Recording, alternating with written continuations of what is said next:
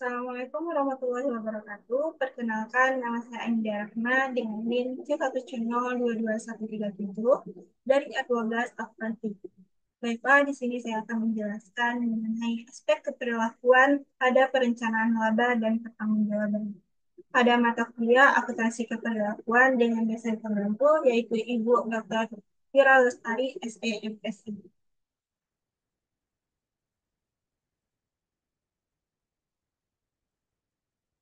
Yang pertama yaitu ada berbagai fungsi dari perencanaan laba dan anggaran. Anggaran merupakan rencana laba jangka pendek yang kom- komprehensif yang membuat tujuan dan target manajemen dilaksanakan. Ada beberapa fungsi anggaran, yaitu yang pertama, anggaran merupakan hasil akhir dari proses perencanaan perusahaan. Yang kedua, anggaran merupakan cetak biru perusahaan untuk bertindak yang mencerminkan prioritas manajemen dan alokasi sumber daya organisasi. Yang ketiga, anggaran bertindak sebagai suatu alat komunikasi internal yang menghubungkan berbagai departemen atau divisi organisasi antara yang satu dengan yang lainnya dan dengan manajemen fungsional. Yang keempat yaitu dengan menetapkan tujuan dalam kriteria yang dapat diukur, anggaran berfungsi sebagai standar terhadap hasil operasional aktual dapat dibandingkan. Yang kelima, anggaran berfungsi sebagai alat pengendali yang memungkinkan manajemen untuk menemukan bidang-bidang yang menjadi kekuatan atau kelemahan perusahaan. Yang keenam, yaitu anggaran mencoba untuk mempengaruhi dan membatasi baik manajemen, manajer maupun karyawan untuk terus bertindak dengan cara konsisten dengan operasi yang efektif dan efisien, serta selaras dengan tujuan organisasi. Selanjutnya yaitu ada pandangan perilaku terhadap proses penyusunan anggaran. Ada tiga tahap utama dalam proses penyusunan anggaran, yaitu yang pertama penetapan tujuan. Aktivitas perencanaan dimulai dengan menerjemahkan tugas organisasi yang luas ke dalam tujuan-tujuan aktivitas yang khusus. Konsep utama perilaku yang berpengaruh terhadap tahap-tahap penetapan tujuan adalah proses perencanaan yang meliputi partisipasi, kesesuaian tujuan, dan komitmen. Yang kedua yaitu ada implementasi. Pada tahap implementasi, rencana formal tersebut digunakan untuk mengkomunikasikan tujuan dan strategi organisasi serta untuk memotivasi orang secara positif dalam organisasi. Fungsi ilmu keperilakuan pertama yang mempengaruhi tahap implementasi adalah komunikasi, kerjasama, dan koordinasi.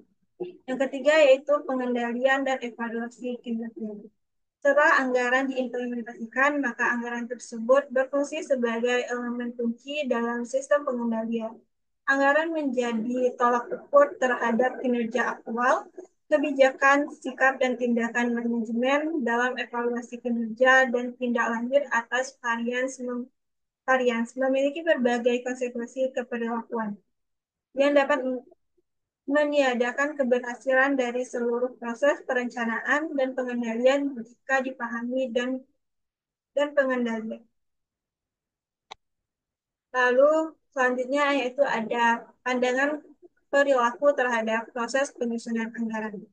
Untuk menyusun suatu anggaran atau rencana laba, terdapat langkah-langkah tertentu yang perlu diambil. Yang pertama yaitu manajemen puncak harus memutuskan tujuan jangka pendek perusahaan dan strategi mana yang akan digunakan untuk mencapainya. Yang kedua, tujuan harus ditetapkan dan sumber daya dialokasikan. Yang ketiga, suatu anggaran atau rencana laba yang komprehensif harus disusun, kemudian disetujui oleh manajemen puncak.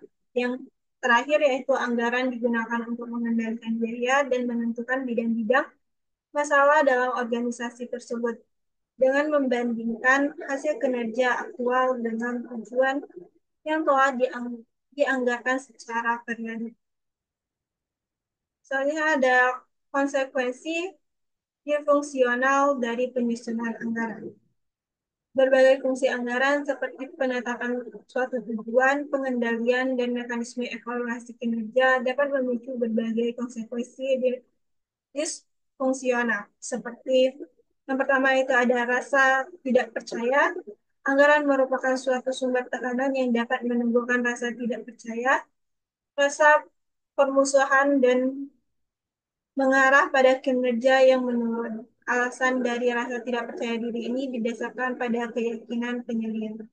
Yang kedua yaitu ada resistensi. Walaupun anggaran telah digunakan secara luas dan manfaatnya sangat didukung, anggaran masih ditolak oleh banyak partisipan dalam suatu organisasi. Salah satu alasan utama adalah anggaran memadai dan bahwa perusahaan sehingga merupakan suatu ancaman terhadap suatu plot. Alasan lain dari resistensi anggaran adalah proses anggaran memerlukan waktu dan perhatian yang besar. Yang ketiga yaitu ada konflik internal. Konflik internal dapat berkembang sebagai akibat dari interaksi ini atau sebagai akibat dari laporan kinerja yang membandingkan suatu departemen dengan departemen lainnya. Konflik internal menyebabkan orang berfokus pada kebutuhan departemen sendiri secara eksekutif daripada kebutuhan organisasi secara total.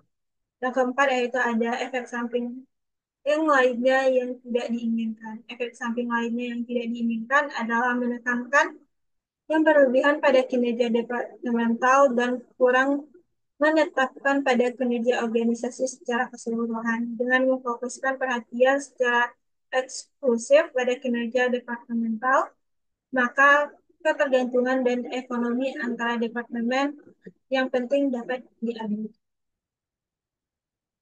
Selanjutnya yaitu ada relevansi konsep ilmu keperilakuan dalam lingkungan perencanaan. Yang pertama, dampak dari lingkungan perencanaan. Lingkungan perencanaan mengacu pada struktur, proses, dan pola-pola interaksi dalam penetapan kerja. Hal tersebut kadangkala disebut dengan budaya atau iklim organisasi. Yang kedua, ukuran dan struktur organisasi. Ukuran organisasi dipandang sebagai jumlah karyawan, nilai rupiah dari pabrik fisik, volume penjualan, jumlah kantor cabang, atau ukuran kuantitatif lainnya yang membedakan organisasi. Struktur organisasi mengacu pada hubungan formal dan informal antara para anggota organisasi. Yang ketiga, gaya kepemimpinan. Gaya kepemimpinan juga mempengaruhi lingkungan perencanaan organisasi. Teori X dan MC George menjelaskan gaya kepemimpinan yang otoriter dan dikendalikan secara ketat. Yang keempat yaitu ada stabilitas lingkungan organisasi. Lingkungan yang stabil mengenakan risiko yang terbatas dan memungkinkan proses penetapan tujuan menjadi demokratis dan partisipatif. Lingkungan yang berubah dengan cepat menghasilkan situasi yang beresiko tinggi. Selanjutnya ada konsep-konsep keperilakuan yang relevan dalam proses penyusunan anggaran. Yaitu yang pertama ada tahap penentuan tujuan, yang kedua keselarasan tujuan, yang ketiga partisipasi, yang keempat manfaat partisipasi, yang kelima batas dan permasalahan partisipasi, yang keenam tahap implementasi, yang ketujuh mengkomunikasikan anggaran, yang kedelapan kerjasama dan koordinasi, yang kesembilan tahap pengendalian dan evaluasi kinerja, dan yang terakhir yaitu laporan-laporan penduduk. Baiklah, sekianlah penjelasan saya mengenai materi hari ini, yaitu tentang aspek keperilakuan pada perencanaan laba dan penyebaran. Apabila terdapat kesalahan, mohon dimaafkan. Saya tutup dengan wabillahi taufiq wal hidayah. Wassalamualaikum warahmatullahi wabarakatuh.